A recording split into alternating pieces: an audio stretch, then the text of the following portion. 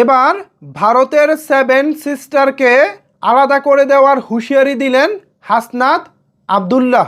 হঠাৎ করে হাসনাত আব্দুল্লাহ ভারতের 7 সিস্টারকে আলাদা করে দেওয়ার হুঁশিয়ারি কেন দিলেন, এ বিষয়ে নিউজ করেছে আরটিভি অনলাইন। যথারীতি আপনারা এখানে আরটিভি অনলাইনের নিউজ কার্ডটি দেখতে পাচ্ছেন। ভিউয়ার্স, আরটিভি এখানে শিরোনাম করেছে ভারতের 7 সিস্টারকে আলাদা করে দেওয়ার হুঁশিয়ারি হাসনাতের। মূল খবরে বলা হচ্ছে, বাংলাদেশকে অস্থিতিশীল করলে ভারতের 7 সিস্টারকে আলাদা করে দেওয়া হবে বলে হুঁশিয়ারি উচ্চারণ করেছেন জাতীয় নাগরিক পার্টির এনসিপি দক্ষিণাঞ্চলের মুখ্য সংগঠক হাসনাত আব্দুল্লাহ। সোমবার 15 ডিসেম্বর শহীদ মিনারে ইনকেলাব মঞ্চ আয়োজিত উসমান হাদিকে হত্যা চেষ্টার সর্বদলীয় প্রতিরোধ সমাবেশে তিনি এই হুঁশিয়ারি দেন।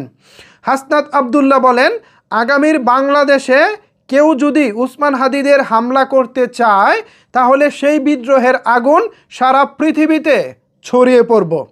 ভারতের উদ্দেশ্যে তিনি বলেন, স্বাধীনতার 54 বছরেও শকুনদের হাত থেকে মুক্তির জন্য আন্দোলন করতে হচ্ছে। আবারও শকুনেরা বাংলাদেশের মানচিত্রে থাবা বসানোর চেষ্টা করছে।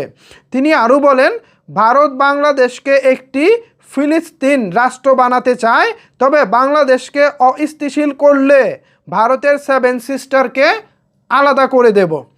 নির্বাচন কমিশনকে উদ্দেশ্য করে হাসনাত আব্দুল্লাহ বলেন, ইলেকশন কমিশন মেরুদণ্ডহীন, যোগ্য ইলেকশন কমিশনের অভাব হবে না। হাসনাত আব্দুল্লাহ আরও বলেন, বিশ্ববিদ্যালয়ে নীল দলের 5 শিক্ষকদের ধরে ধরে বের করে দিতে হবে। মঞ্চে একরকম কথা বলে গোপনে সমঝোতা করে, জাতীয় ঐক্য এভাবে হয় না।